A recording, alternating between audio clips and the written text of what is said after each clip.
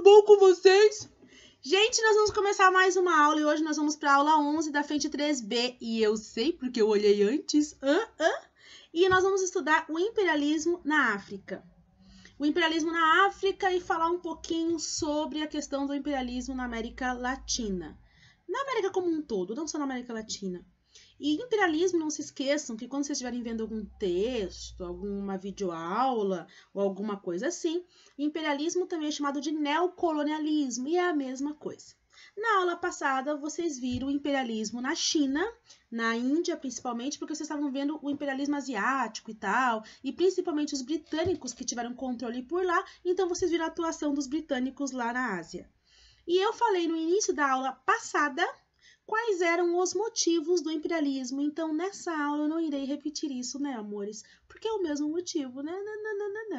O que eu vou falar para vocês nessa aula, no início da aula, é o que facilitou para que os europeus conseguissem entrar no continente africano e dominar o continente africano de novo. Por que de novo? Porque a África, né, gente? Já fazia um bom tempo que a África era alvo aí da Europa. Afinal de contas, de onde é que saíram os negros do Brasil, gente? Tudo da África. E isso foi bem antes do imperialismo. Porque a escravidão já estava presente aí em 1600, 1700, 1800, blá, blá, blá. E aqui nós estamos falando do século XIX, da metade do século XIX. Então, 1850, 1851, é desse período que nós estamos falando. A África ela foi colonizada principalmente por volta de 1880. Colonizada, sim, da forma com que o imperialismo estava colonizando, porque ela estava sendo explorada há muito tempo. Aqui tem para vocês uma imagem de introdução, né, um negro caído no chão e muitas pessoas pequenininhas que parecem formiguinhas assim em cima deles para poder representar o domínio imperialista lá na África. Enfim, para conseguir na África tudo aquilo que eles queriam, matéria-prima, mão de obra barata e blebebleski, eles invadiram o continente e algumas coisas facilitou essa invasão. Apesar de que eles diziam que não estavam invadindo, eles falavam, nós invadindo, capaz, estamos entrando para civilizar, estamos entrando para poder ajudar esse povo, que de ajuda não tinha nada, né, gente, por favor. Então, é só, o que facilitou a conquista? Primeiro, a tecnologia bélica, as armas que os europeus possuíam, que eram muito mais avançadas que os africanos. Por quê? Os africanos tinham soldados nas suas tribos, enfim, nos seus povos, tinham. Mas como que eles lutavam? Na base dos Paranauê, entendeu? Com movimento corporal, não com arma. Arma de fogo. E quem usava arma de fogo eram os europeus, então eles saíram nessa vantagem. Lá na Ásia também eles tiveram essa vantagem, porque na Ásia lá também é tudo na base do negócio corporal. Mas aí a arma, né, gente, na guerra ela é vantajosa. E eles também tinham tecnologia de comunicação, que significa que eles conseguiam se comunicar melhor durante a invasão, então dificultava aí para os africanos. Por muitos anos também teve um pouquinho de medo de se invadir a África por causa da malária, né? Só que devido à tecnologia na medicina também já havia diminuído a quantidade de malária, blá blá blá, eles já tinham remédios para poder controlar esse problema. Então não tinham mais medo em relação a isso. E eles também conheciam o território africano, mas quando eu digo conhecer, gente, não é conhecer que você fala, meu Deus, como conhecia. Eles sabiam o básico do continente africano, porque por muitos anos missionários da Igreja Católica estiveram presentes no continente africano, forçando as pessoas a virarem católicas, é aquela coisa de sempre que aconteceu aqui na América também. E esses missionários passavam informação para a Europa. Portanto, os europeus possuíam muita informação do continente africano. Mas quando eu digo muita, não significa que eles conheciam tudo. Por exemplo, eles não sabiam que existia em várias regiões da África, principalmente na América Central, disputa de tribo com outra tribo e blá blá blá. Tanto que quando eles forem lá pegar as terras do continente africano, eles não vão levar em consideração que existem tribos que não se dão bem. Vão colocar todo mundo na mesma paçoca. Mas de qualquer forma, o básico do território eles conheciam, aquilo que eles precisavam. E o fato de existir muito conflito no continente africano vai facilitar essa conquista deles também. Porque às vezes tinha conflito de uma tribo com outra tribo, blá blá blá, eles vão aproveitar essas rixinhas para eles conseguirem entrar e dominar, e vão entrar e vão dominar e vão fazer um regaceio no território. Como que eles vão dividir a África? Literalmente como você divide um bolo, quando você divide uma pizza, aquela coisa toda. Vão fatiar a África. Tanto que se você vai ver os desenhos da África, literalmente parece umas fatiazinhas assim, ó, entendeu? Latitude, longitude, vamos cortar aqui, blá blá blá, tananã. E aqui tem para vocês uma imagenzinha mostrando essa divisão. Em 1874, na Conferência de Berlim, vai acontecer uma reunião na qual as principais potências europeias irão dividir o território africano. Claro que na reunião, ironicamente, eles diziam, não, estamos lá para fazer esse local se desenvolver, para fazer esse local enriquecer, mas na verdade eles estavam indo lá roubar as riquezas da África, né? E nessa conferência de Berlim, então, eles vão dividir. Quem vai sair na vantagem será principalmente os britânicos, porque eles possuíam mais poder industrial do que outros. Quem vai sair na desvantagem aí vai ser a Alemanha, vai ser a Itália logo de início, porque são países que possuíam unificações tardias. Fazia pouco tempo que eles haviam se formado. Inclusive, faz pouco tempo eu dei essa aula para vocês, né, explicando a unificação italiana e alemã. Então, em 1871 que a Alemanha estava unificada. Em 1884 foi a reunião, então fazia pouco tempo. Então, alguns países terão desvantagens e outros vantagens, mas a questão é que muitos países irão colocar a mão no continente africano. Aqui tem para vocês um mapinha mostrando aí os principais países, França, Inglaterra, Alemanha, Portugal, Bélgica, Itália, Espanha e outros, blá, blá, blá, blá. Mas tem um outro mapa aqui, que eu acho que é melhor, porque daí vocês conseguem ver quem pegou o que, aonde, como e tudo mais, né? Ali tem para vocês aquela faixa amarela imensa ali, ó. Taranã, taranã, vocês estão vendo que é a França. O Reino Unido é essa parte rosa. O Reino Unido conseguiu as melhores porções de terra na época, né? Ó, tudo que ele dominou, né? A França saiu na vantagem porque ela pegou Marrocos aqui, ó. Mas o Reino Unido, toda essa parte rosa, vocês estão vendo, a África do Sul, aqui o Egito, Sudão, a Nigéria, tem bastante lugar que eles pegaram. E daí aqui outros paizinhos e tudo mais, babá. A questão é que eles pegaram valendo esses países e começaram a fazer o que ali? Implantaram fábricas, utilizaram mão de obra barata, às vezes grátis praticamente falando, porque trataram as pessoas como se elas fossem escravos. Levem em consideração que negros ainda eram considerados escravos em algumas partes do mundo, como por exemplo no Brasil. Nós estamos falando de 1884. A escravidão ainda não havia acabado, faltaria alguns anos ainda para acabar a escravidão no Brasil. E por muitos anos escravizaram os negros e acharam os negros como pessoas exóticas. Se eles já achavam que os asiáticos eram inferiores, os negros então era assim, tinha o inferior e o negro na cabeça deles, né? Aí, quais foram as atrocidades que aconteceram lá? Sim, coisas que você fala, meu Deus, que coisa horrorosa. Observem essa imagem aí. Isso aí, gente, é um zoológico. Sim, eles fizeram zoológicos humanos. Zoológicos no continente africano, na Europa e na África. E literalmente as pessoas eram expostas assim como animais. Essa criancinha ainda tá de roupa ainda, viu? Porque às vezes eles deixavam sem roupa para poder ficar mais... olha como eles são. Meu Deus, que coisa absurda e patética. Esse zoológico aqui, tá? Só pra mostrar pra vocês que isso aqui é uma foto dos States, tá? Um zoológico nos Estados Unidos. Que eles colocavam as pessoas lá junto com animais. Pra poder falar bem assim, olha só como eles são parecidos, olha só que loucura isso daí. E essa imagem é de 1906. 1906. E vocês querem saber até quando existiu o zoológico humano? 1950. Gente, 1950, gente. A minha avó já tava rodando há muito tempo pela vida, por aí, fazendo um monte de coisa. Ou seja... é recente. Aí, outra atrocidade que aconteceu, mas isso aqui aconteceu no Congo belga. A Bélgica, quando ela dominou os territórios, deixa eu mostrar para vocês aqui no mapinha, para vocês aqui, ó. Bélgica, aqui, ó, Congo belga, bem aqui no meio. Esse território foi considerado um território muito importante pelos belgas, pela Bélgica, né? Não pelos belgas, porque o belga era o povo que estava ali na África, que foi considerado belga, né? O rei Leopoldo, por exemplo, se eu não me engano, o nome dele era Leopoldo II, alguma coisa assim, ele vai considerar esse território por muitos anos como um território particular dele. O território inteiro, não como colônia da nação, mas como um território particular. Depois que vai começar a ser explorado aí pela nação, né?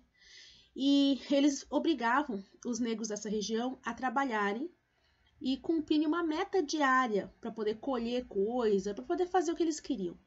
Quando eles não conseguiam cumprir essa meta, e essas metas eram imensas, era muita dificuldade para você conseguir cumprir elas, eles cortavam a mão das pessoas ou o braço inteiro. Aí no caso tem alguns exemplos para vocês das mãos.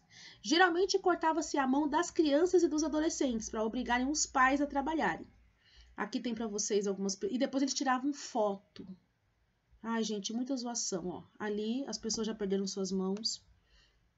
Aqui, essa imagem é extremamente triste. Olha... o rosto dessa criança, eu não posso com o rosto e com o olhar dessa criança. tinha perdido uma mão e é bem provável que se o pai dela não conseguir cumprir a cota novamente, ela perderia a outra, se é que não perdeu a outra depois, tá? Aí eles também desmereciam e diminuíam a população. Como assim diminuíam, professora? Pegavam características que a população europeia considerava bonita e colocava como imposição para o resto do mundo. Dizia, olha, bonita é você ser alto. Então, em locais da África que a população era mais baixa, tirava-se sarros da altura e dizia, ó, nem crescer eles crescem. Claro que tinha regiões da África que os homens eram altos, tinham 1,90 m, 1,85 m. Tem regiões e regiões, a África é um continente. Assim como aqui na América nós somos um continente também, se vocês forem viajar lá para o Chile, no Chile as mulheres têm em torno de 1,50 m, 1,45 m, 1,40 m. Os homens têm em torno de 1,60 m, 1,70 m no máximo. Os homens no Brasil possuem uma altura bem maior do que isso na maior parte das vezes. Pois lá na África, os locais que tinham essas pessoas mais baixas, então eles diminuíam de alguma forma, porque já tinham diminuído com a cor da pele, com os lábios, com o cabelo, com tudo. Então vamos implicar com o tamanho também? Não é só esse mini animalzinho, era basicamente isso que eles faziam. Além, gente, de explorar o que eles estavam ali para explorar. Além de pegar matéria-prima, de construir um monte de outras coisas e obrigar eles a trabalharem ali. Essa imagem aqui eu também acho muito triste, que eu cheguei a comentar com vocês no ano passado, mas eu não mostrei ela para vocês. Porque eu nunca mostrava slide nenhum para vocês, né? Mas enfim, aqui tem um pai desolado, porque após cortarem ali a mãozinha da filha ou do filho, enfim, obrigaram ele a tirar uma foto olhando para as mãozinhas, do tipo, ó, perdeu a mão porque você não conseguiu cumprir a cota, né? E lá atrás tá os parça, né? Com aquela carinha de meio, cara, que foda. Então, muito triste, muito triste. Só que essa dominação não foi tão simples. Várias regiões da África tentaram lutar o máximo possível. Claro que os europeus conseguiram por ter um poder bélico maior e um monte de outras coisitas, mas eles tentaram fazer o melhor possível. Uma das guerras mais famosas é a Guerra dos Boerês, que vai ocorrer em território britânico, perto da África do Sul ali. Por quê? Tinha uma região dos Boers lá que ainda não havia sido dominada. Quando os europeus tentaram dominar, o pessoal atacou os loucos. E eles ganharam, os africanos ganharam ali a Guerra dos Boeres. Ganharam mais ou menos, né? Eles conseguiram fazer com que líderes locais continuassem no comando, mas teriam que comandar junto com líderes britânicos. Então ganharam mais ou menos. Entretanto, lutaram ferozmente e mostraram que não era tão simples assim. Assim como tem outras regiões da África, gente que lutou até o fim, a população morreu pra caramba, teve muitas guerras, muitas lutas. Eles não conseguiram dominar 100% da África, não.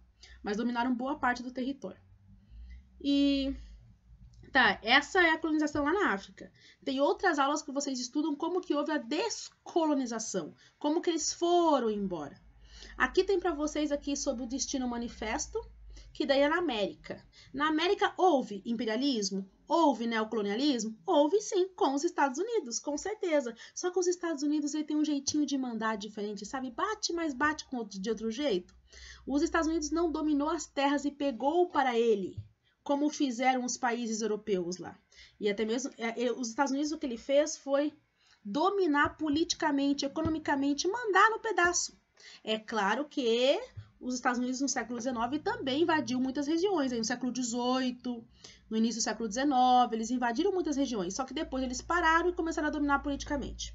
Qual a região que eles invadiram? Principalmente o México. O México, gente, boa parte do México foi pega pelos Estados Unidos. Os Estados Unidos era só uma tripinha. Lembra que eu mostrei para vocês numa aula que ele era só uma tripinha e cresceu um monte? Ele comprou alguns territórios, mas a maioria ele pegou. E como é que os Estados Unidos se achavam no direito de pegar alguns territórios assim? Por causa de uma filosofia que eles acreditavam que era do Destino Manifesto, que fazia parte do destino dos norte-americanos dominarem várias regiões para levar para essas regiões a luz, a civilização, o progresso. O progresso estava na mão dos norte-americanos. Essa imagem aqui é uma imagem muito famosa que demonstra esse Destino Manifesto. Aqui está a população caminhando ali embaixo. Eu não estou conseguindo colocar o cursor em cima da imagem. Ah, consegui. Aí está a população aqui caminhando, indo em direção às terras sombrias. A imagem original, ela é bem escura aqui, ó. Nessa região aqui, ela é bem escura. Só que eu coloquei essa para vocês conseguirem enxergar. Por que ela é bem escura na imagem original? Para mostrar que tudo era escuridão, que não existia desenvolvimento. Aqui, ó, tem cavalos e índio e pasto. Mas calma, o progresso está vindo pelas mãos dos norte-americanos. Aí vai ser a marcha para o oeste e tudo mais. Então, sim, vai ter imperialismo. Eles também vão dominar a terra. Só que depois eles param e dominam de outra forma. Depois que eles já tinham dominado o que eles queriam. Os norte-americanos, eles vão ajudar vários países da América a conseguirem sua independência. Então, nesse processo, eles conseguem alguns privilégios nesses países. Um deles é Cuba.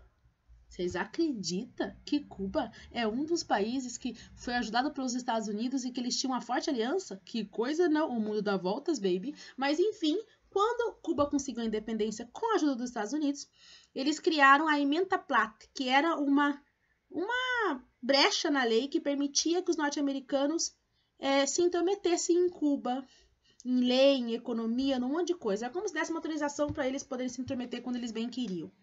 Então, assim, não é só ali teve a Emenda Platt, mas em outros locais eles conseguiram mandar de outras formas. E os Estados Unidos acabou criando essa forma de nos dominar ao longo do século XIX, ao longo do século XX. E ele foi adotando novas medidas para poder dominar a América e poder mandar com poder total. Dominar, que eu digo, não o território, mas dominar de alguma forma a nossa política, ou a nossa economia, ou alguma coisa assim. Vamos ter a política do Big Stick, na qual dizia-se que os Estados Unidos deveria bater falar manso com porrete na mão. O presidente Roosevelt, que eu acho que se pronuncia assim, né? Que é o presidente que vai estar no comando dos Estados Unidos durante a Segunda Guerra Mundial, vai ser o presidente que vai falar que deveria se fazer isso, sabe? Falar manso, mas com porrete na mão. Ou seja, primeiro a gente pede. Se vocês não fizerem, vocês sabem o poder que a gente possui. Sinceramente, os Estados Unidos ainda faz isso de vez em quando, não faz? Não é mesmo? Não é mesmo? Além disso, também tem os empréstimos que os Estados Unidos fez para os países da América para manter eles dependentes com dívida, né? E tendo que abaixar a cabeça. Tem as ditaduras militares que ocorreram na América. Os Estados Unidos não teve ditadura, mas apoiaram a maioria das ditaduras para que eles pudessem ter o ditador ao lado deles. E quando eles acharam que não era mais benéfico, ajudaram esses ditadores a caírem. Enfim, assim eles dominavam, sabe? Dominavam assim, na surdina, com jeitinho e blá blá blá.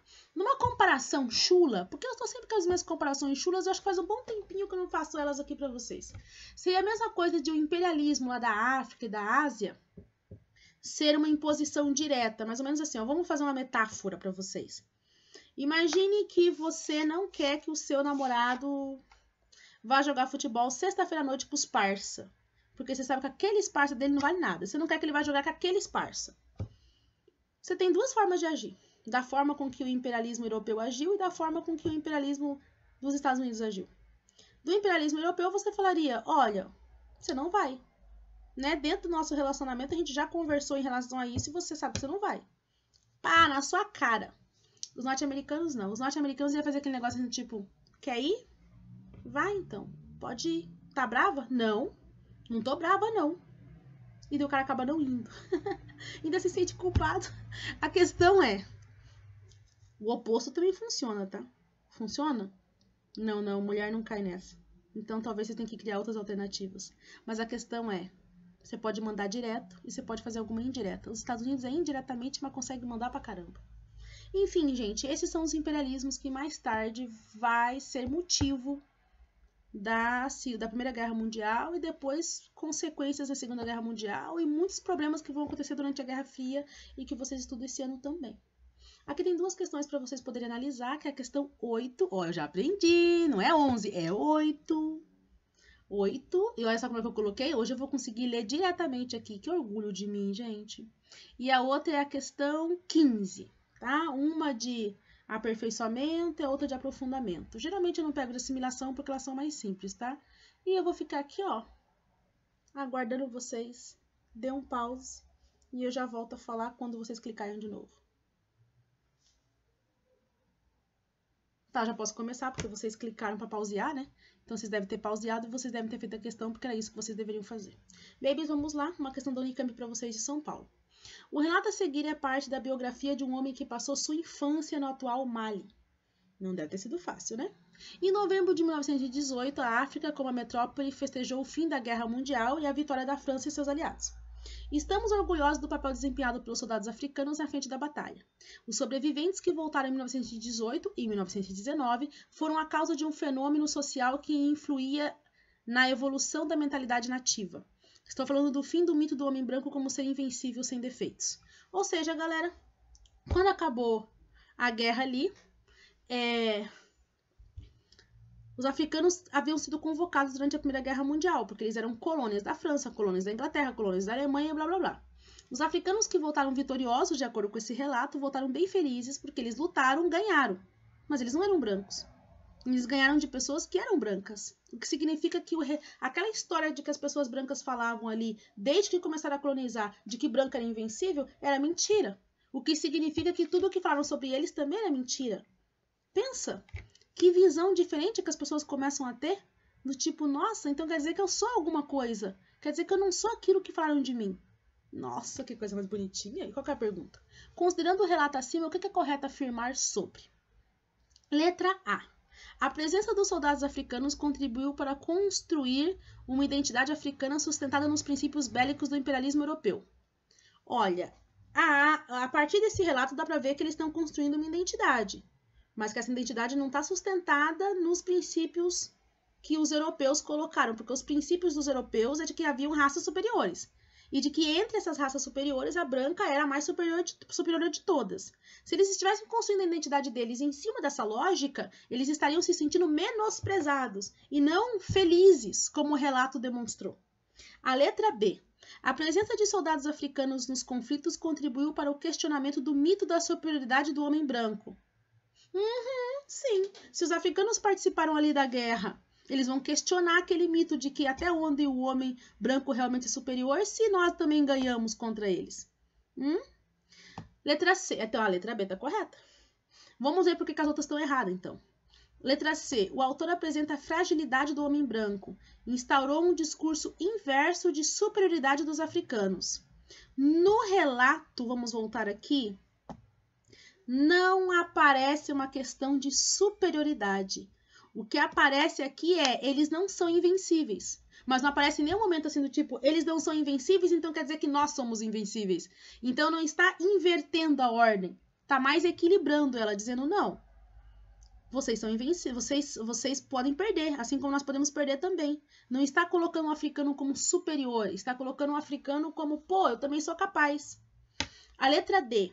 O autor, ao apresentar o norte da África como parte da França, exaltou o projeto imperialista francês e suas estratégias de integração cultural.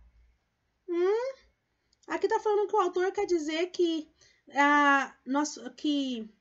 na época, o que aconteceu foi de encontro com o que a França queria de unir a cultura africana com a cultura francesa.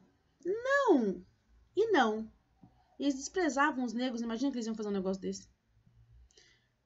Aí, deixa eu ver se tem outra letra. Não, essa aqui eu acho que vai só a letra D mesmo, galera. Então é a letra B de bola. Aí tem a outra questão que eu pedi pra vocês pausarem e vocês fazerem ela, né, ladinhos? E vocês fizeram isso porque eu sei que vocês fizeram, né? Eu quero me iludir. Questão 15. Entre novembro de 1884, representando... Ó, gente, 100 anos antes de eu nascer, ó. 1884, né? Eu nasci em 1994. Enfim. É bem retardado, mas é bem da minha cara um negócio desse. Representantes de países europeus dos Estados Unidos e do Império Otomano participaram de negociações sobre o continente africano. O conjunto de reuniões que ficou conhecido como Conferência de Berlim. A Conferência de Berlim de 1874, que é aquela que eles repartiram que nem um bolo à África. Então, o que essa conferência fez? Acho que eu acabei de dar a resposta sem nem ler as perguntas. Letra A. Incorporação da Libéria aos domínios norte-americanos em troca do controle da África do Sul pela Inglaterra e Holanda. Nossa, a pessoa estava inspirada ao mentir nessa questão aqui. Os norte-americanos não vão negociar terras na África, não nesse momento. Durante a descolonização, vocês vão ver algumas coisinhas, mas não. Eles não negociaram terra nenhuma ali. Letra B. Independência de Angola e Moçambique e da incorporação do Congo ao Império Ultramarino Português. Vocês acham que a Bélgica iria abrir mão do Congo? Sabe quando? Nunca.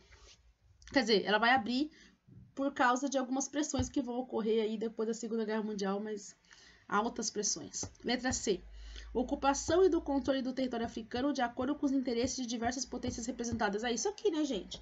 A Conferência de Berlim, ela foi a divisão do território africano de acordo com os interesses das potências. Faltou uma coisinha aqui para ficar mais perfeita e de acordo também com o poder de cada potência. Então é a letra C.